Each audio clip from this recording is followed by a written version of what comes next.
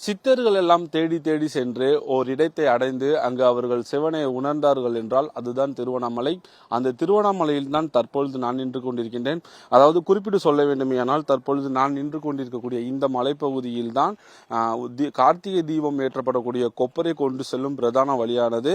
இந்த வழியாக தான் கொப்பரை மற்றும் நெய் 1500 மீட்டர் நீளமுடைய திரியெல்லாம் இந்த பகுதியில் தான் எடுத்து செல்வார்கள்.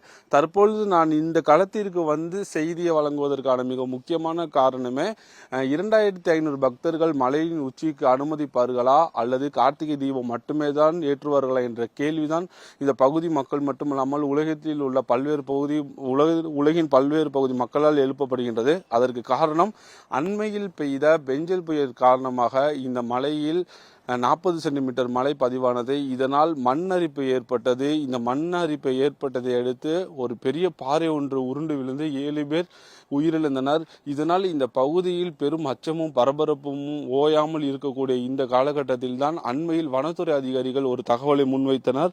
அதாவது இந்த பெஞ்சல் புயலின் தாக்கமானது திருவண்ணாமலையின் பல பகுதிகளில் மண் அரிப்பு ஏற்பட்டு நிறைய புதைக்குழிகள் உருவானதாகவும் வனத்துறை அதிகாரிகள் தெரிவித்தனர். இந்த தகவலை அடுத்துதான் நேற்று முன்தினம் 8 பேர் கொண்ட குழுவானது ஒரு ஆய்வு பணியை மேற்கொண்டது. அந்த ஆய்வில் அவர்கள் என்ன மாதிரியான கருத்தை முன்வைப்பார்கள் என்று ஒட்டுமொத்த உலக மக்களுமே எதிர்நோக்கி காத்து கொண்டிருக்கக்கூடிய சூழலில் இன்றைய தினம் இந்து அறநிலையத்துறை அமைச்சர் சேகர் பாபு சட்டசபையில் ஒரு கருத்தை முன்வைத்தார்.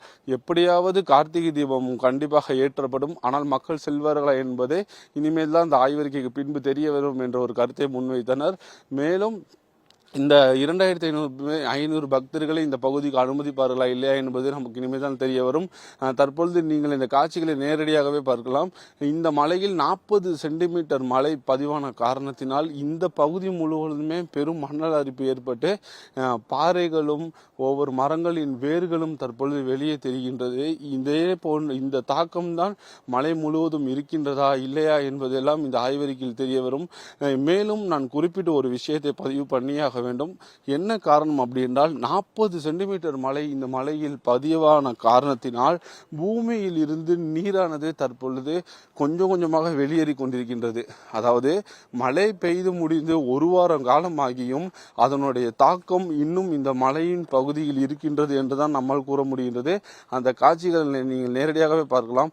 இந்த மலையின் ஈரப்பதமானது மலை முழுவதும் இருக்கின்றதா என்பது குறித்து தான் அவர்கள் ஆய்வு பணிகளை மேற்கொண்டு வந்தனர்.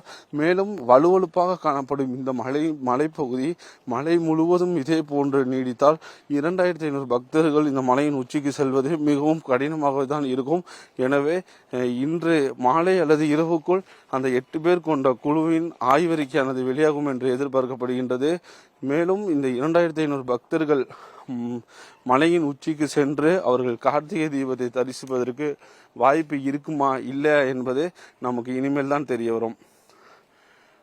கார்த்திகை மகாதீபம் கொப்பரை எடுத்து செல்லும் வழியில் இருந்து ஒளிப்பதிவாளர் ரமேஷ் மற்றும் திருவண்ணாமலை செய்தியாளர் மகேஷுடன் பாலாஜி, புதிய தலைமுறை.